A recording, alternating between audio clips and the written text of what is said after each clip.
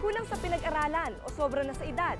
Kung akala mong wala ka ng trabahong makukuha, nadiskubre naming may pag-asa pa pala para ikaw ay kumita. Kahit sino takot magtungo sa Afghanistan. Pero kapag gutom na ang pinag-uusapan, ang mga Pinoy, susungin talaga ang lahat kapag pamilya na ang nakasalalay. 6 na buwan pa lamang ang aming programa pero malaki man o maliit ang issue, malalim ang aming pagtalakay. Personal naming inalang. Sinaliksik ang bawat anggulo. Ang mga detalye ay kinumpleto. Ang lahat ng yan ay nakatala Sa Reporter's Notebook.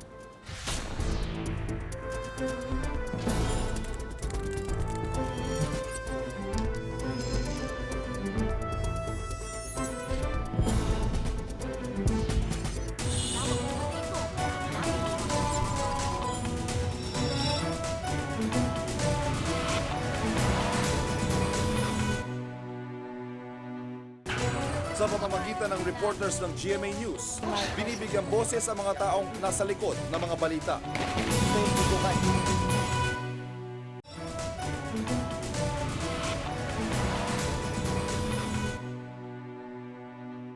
Bagyo, baha, kidnapping o gyera, lahat ng yan ay naitala sa Reporter's Notebook.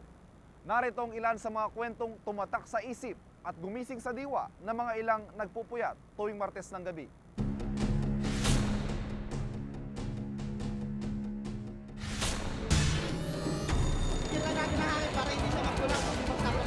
Po sa mga bigayan ng mga gift certificates. Hinimatay ito habang aming kinakapanayam.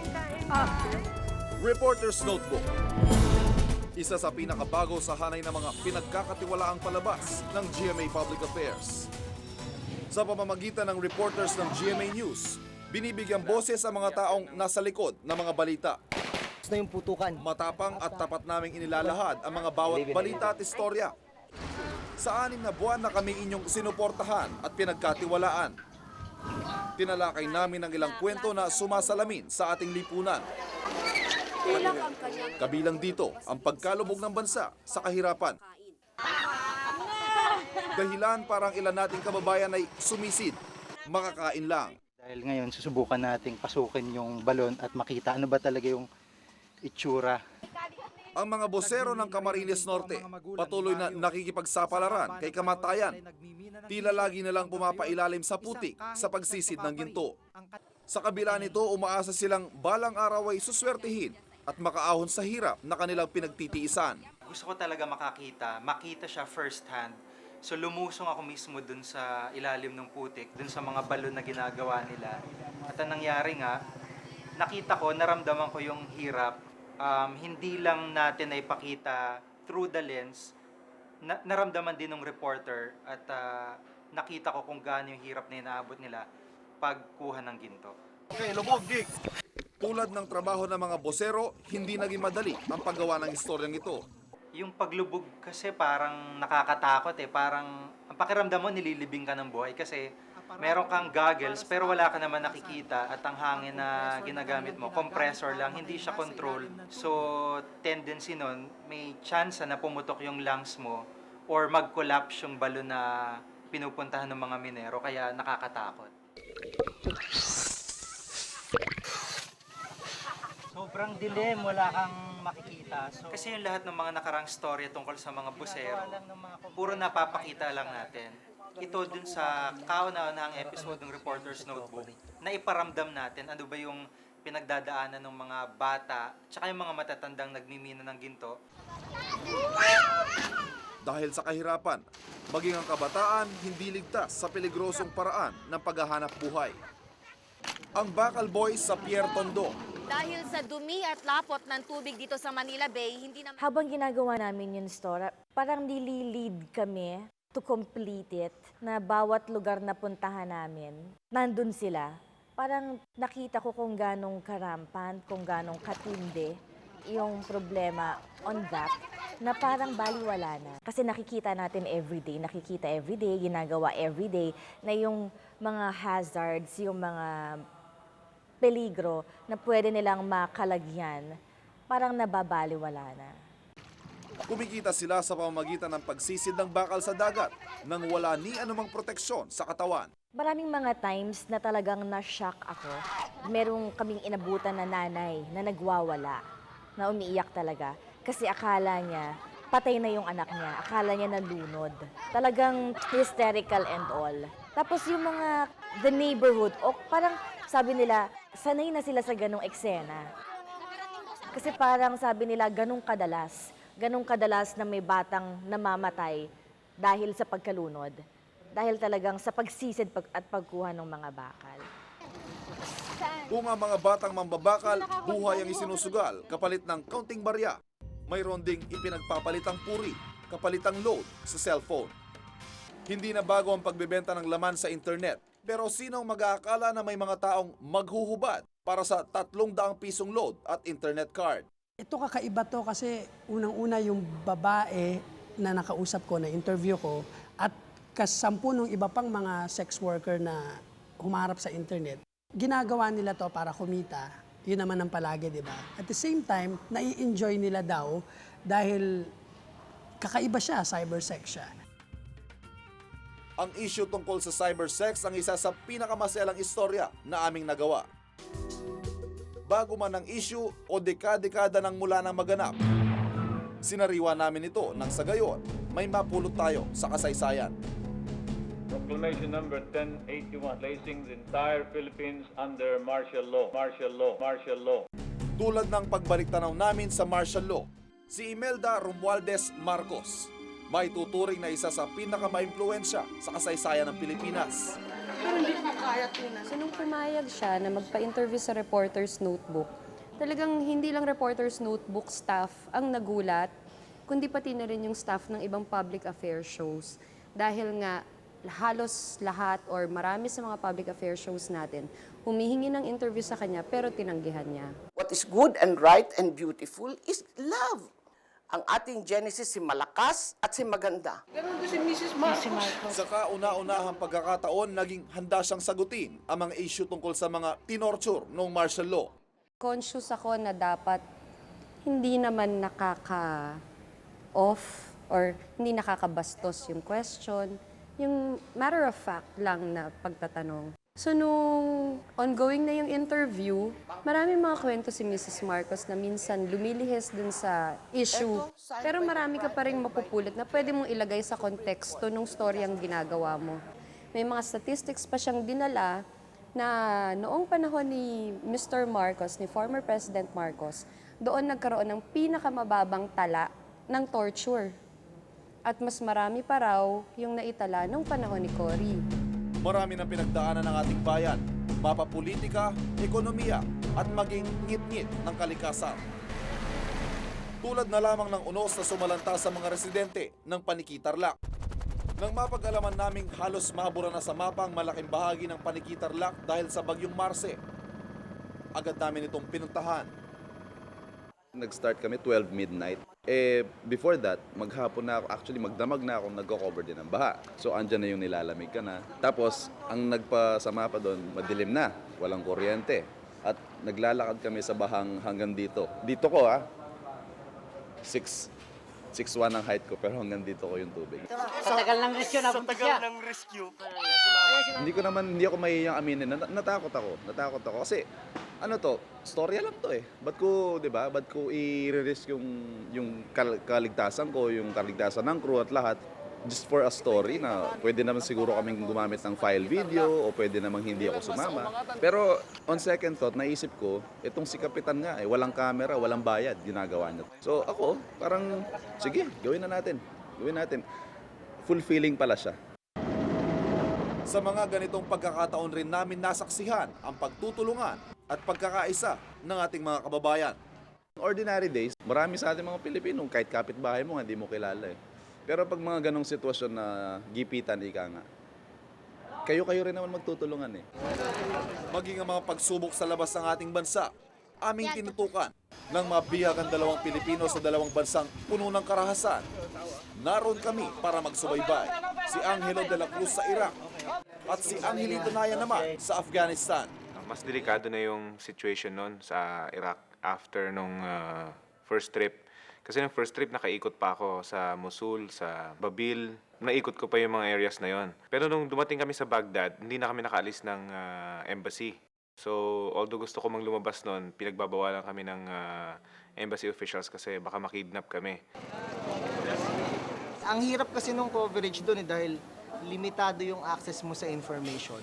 At saka, bago ka sa lugar mag-a-adjust ka, makikisama ka sa mga local press din, hanap ka ng contacts. Pero ang hirap dahil may media blackout noon. Napakalimitado ng mga information na nakukuha mo from official sources.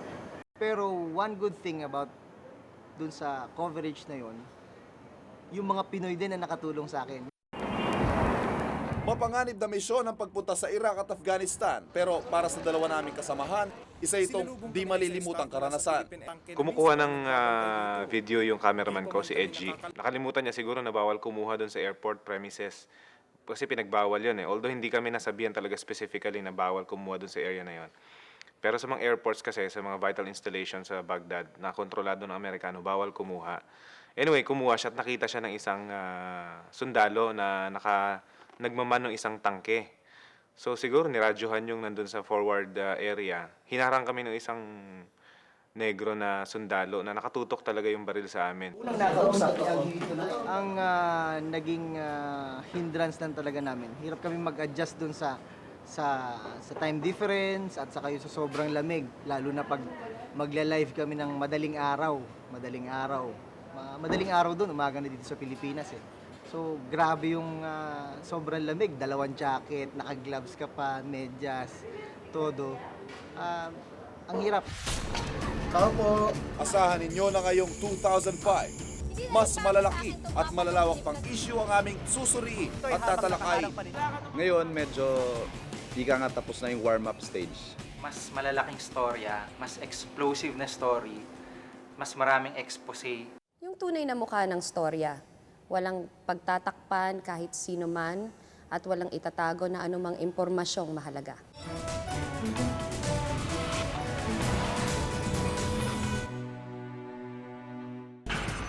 Mahigit 300 OFW ang nagtatrabaho rito at inaasahan daw na lolobo pa ang bilang dahil sa mga nangangarap ng konting kaginhawahan.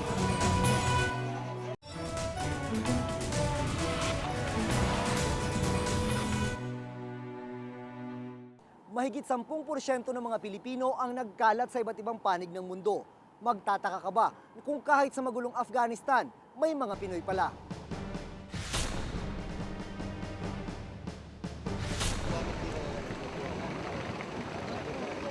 Nang mapadpad ako sa Afghanistan para i-cover ang pagkakakidnap kay Angelito Nayan, laking gulat ko nang madiskubre kong marami pala tayong kababayan na naghahanap buhay rito sa kabila ng mapanganib na kondisyon. Halos iisa lang ang sinasabi nilang dahilan sa pagtatrabaho rito. Malaki raw kasi ang sweldo. Si Led Tagiyam, General Manager ng isang American restaurant sa Kabul. 3 taon na siyang naghahanap buhay rito.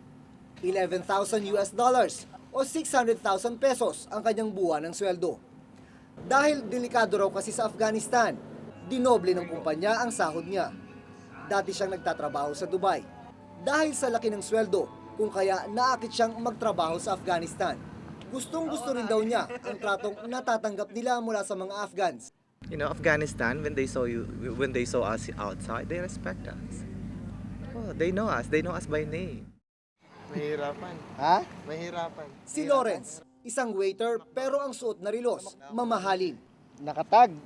Ito yung latest ng tag. Ito ang tirahan ng mga Pinoy na tauhan nila sa restaurant. Container van na ginawang bahay. Maliit man at siksikan ang kanilang tulugan, kumpleto naman daw ito sa gamit. May aircon, TV, radyo at sariling palikuran. Yan, laundry area namin. Si Edmond Diaz, isang bartender, 5 buwan na sa Afghanistan. Hindi niya alintana ang panganib dahil malaki raw ang kita niya rito. $1,000 kada buwan. Ang pinakakakatakot yun, may missile na lumipad. May sumasabog na sa tabi-tabi, mga bomba. Mahigit 300 OFW ang nagtatrabaho rito at inaasahan daw na lolobo pa ang bilang dahil sa mga nangangarap ng konting kaginhawahan sa lugar na kakambal na yata ang kaguluhan. Pati sa palasyo ng hari ng Afghanistan, may nagtatrabaho ring Pinoy. Siya si Belly Tesoro, 7 taon ng private nurse ni King Muhammad Zahir Shah, isa sa pinakamakapangyarihang pinuno ng Afghanistan. Hindi basta-basta si Belly. May security escort pa siya kapag lumalabas. Sa tulong niya, nakapasok kami sa palasyo, isa sa pinakagwardyadong lugar sa buong Afghanistan. Lahat sila, not only the king. All members of the family, they treat me as a member of the family already. The Arabia. Son of the king. Son of the youngest son of the king. At mas napabilib kami kay Belly nang makausap namin ang isa sa mga anak ng hari, si Prince Mirwais Zahir. You know, I have a great affection and respect for her, and we love her like a sister because she's the most honest person, and she also is a person who really, is a believer. She really is a good Catholic. Ganito ang kadalasang eksena kapag nagkikita-kita ang mga Pinoy dito. May inuman at sayawan. Ilang taon matapos mapatalsik ang Taliban, maluwag na ang bentahan ng alak. Ito ang pinagyaring Kabul style!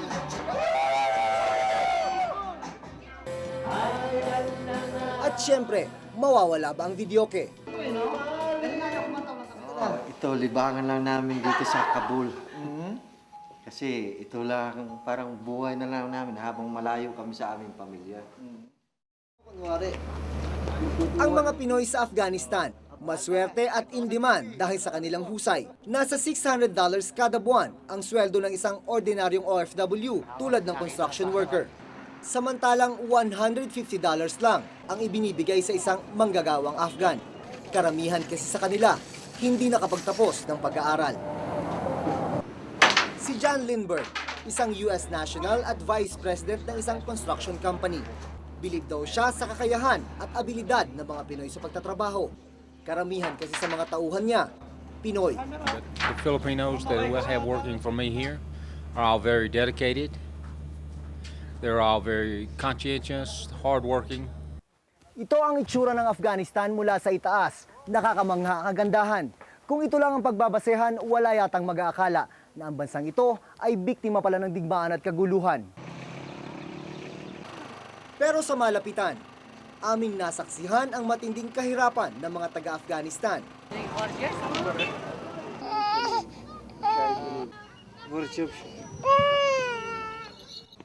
Malaking pinag-iba sa sitwasyon ng mga OFW.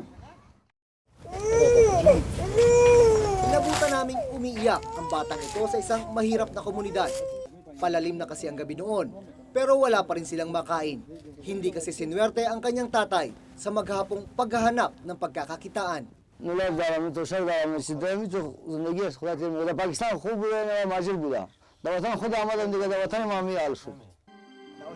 Sa kasalukuyan, umaabot na sa mahigit 7 milyong OFW ang nagtatrabaho sa labas ng Pilipinas. Maliit lamang na porsyento ang nasa Afghanistan. Pero sa pakikipag-usap ko sa mga kababayan nating narito, iisa lang ang palaging nababanggit nila. Kumakayod at nagsasakripisyo sila rito para sa kanilang pamilya. Kahit na isugal pa ang kanilang buhay. Buhay ang itinataya ng mga OFW na patuloy sa paghahanap ng magandang kinabukasan sa ibang bansa tulad ng Afghanistan. At tila magpapatuloy pa ang ganitong sistema hanggat karamihan sa mga kababayan natin dumaranas ng kahirapan sa sariling bansa. Ako si Jun Veneracion at ito ang nakatala sa aking Reporter's Notebook.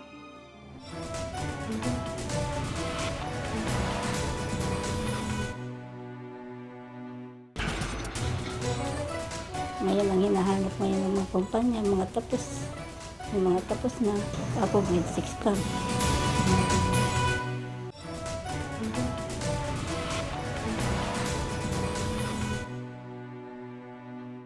Kung walang diploma at may edad na, dapat daw goodbye na sa magandang trabaho. Pero may isang kumpanya akong nakilala na may kakaibang patakaran pagdating sa pagbibigay ng tsansa sa lahat ng walang trabaho.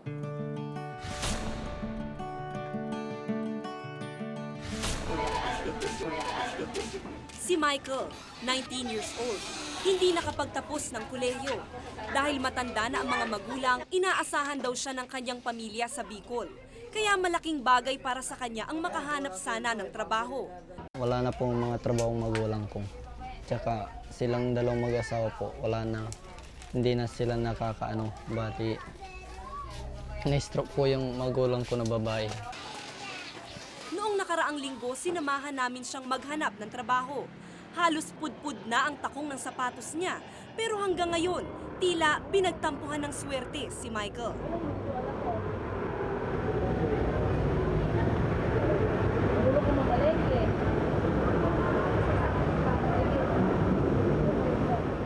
Nabigo siyang makahanap ng trabaho. Yung height daw, tsaka yung iba naghahanap ng college graduate na hanap. Ayon sa Department of Labor and Employment, mahigit 4 na milyong Pinoy ang walang trabaho sa kasalukuyan. Ibig sabihin, 1 sa bawat 10 Pilipino walang trabaho. Pero kung mga college graduate nga, hirap nang maghanap ng trabaho, paano pa kaya ang mga di nakatapos at yung mga may edad na? Kung ang ibang kumpanya ay mahigpit sa pagtanggap ng mga empleyado, may ilan rin namang kakaiba ang patakaran. Tulad ng isang pagawaan at exporter ng iba't ibang klase ng Christmas decor, ang Pinggoy's Handicraft. Ang kanilang mga empleyado, mga may edad na, di nakapagtapos ng pag-aaral at maging mga misis na hiwalay sa asawa.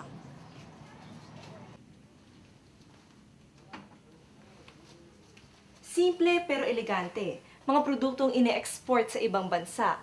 Ika nga, world class. Pero sino mag-aakala na manggagawang lumikha nito? Mga taong minsay pinagkaitan ng pagkakataon.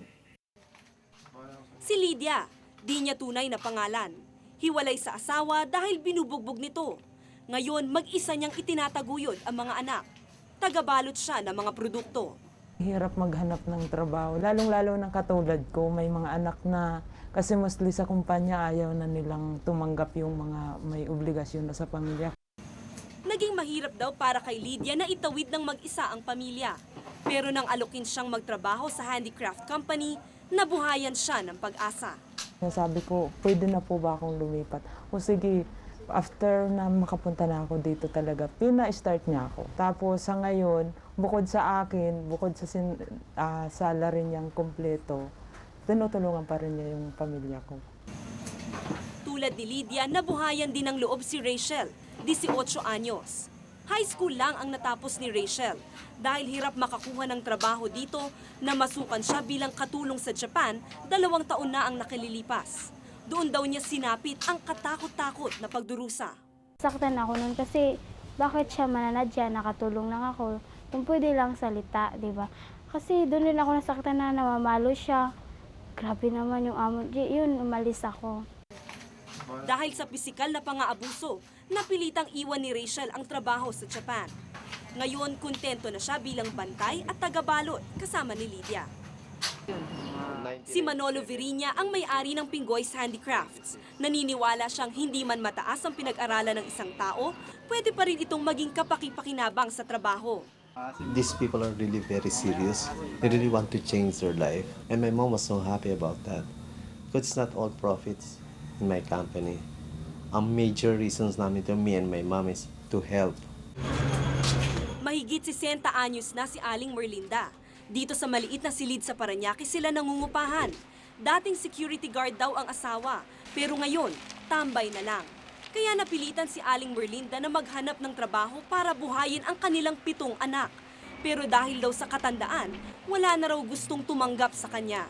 Ngayon ang hinahanap ngayon ng mga kumpanya, mga tapos.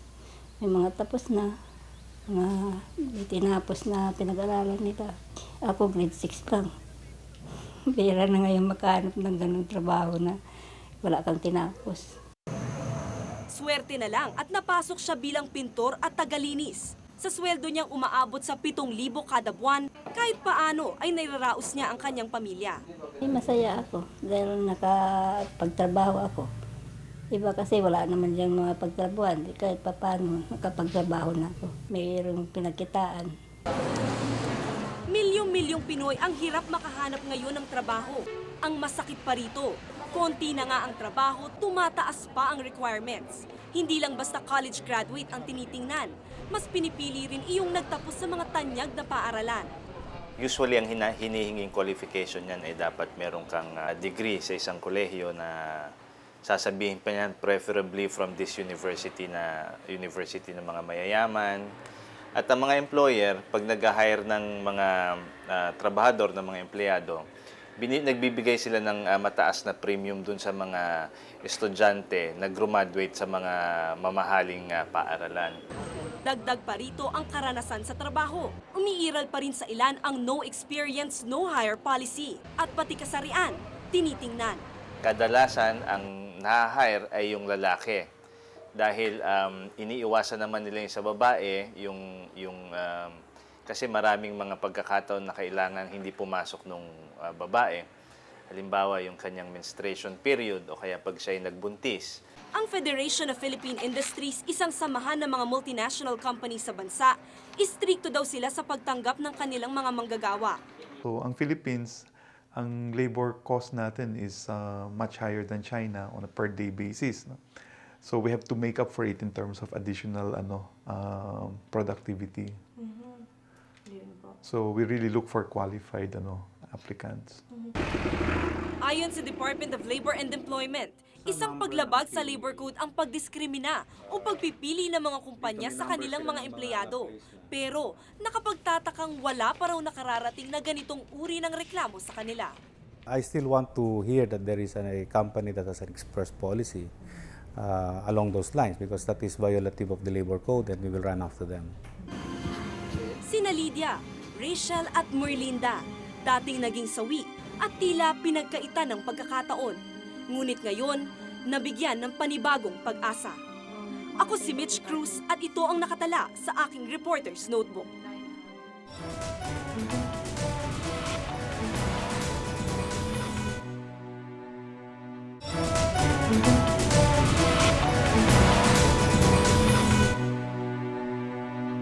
Kung may nais kayong ipasiyasat na isyu o balita, maaari kayong tumawag sa amin sa numerong 928-4239. Maaari rin kayo mag-email sa amin sa reportersnotebook@gmanetwork.com. Para sa malalimang pagtingin sa mga isyu at balita, samahan kaming muli sa susunod na Martes. Ako si Mitch Cruz. Ako si Ivan Mayrina. Ako si Jun Veneracion at ito ang Reporter's Notebook.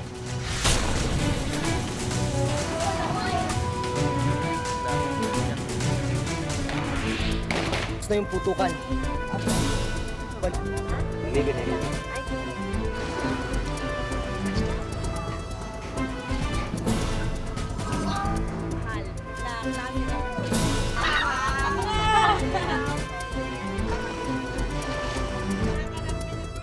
Ngayon, susubukan nating pasukin yung balon at makita ano ba talaga yung itsura. Tao po.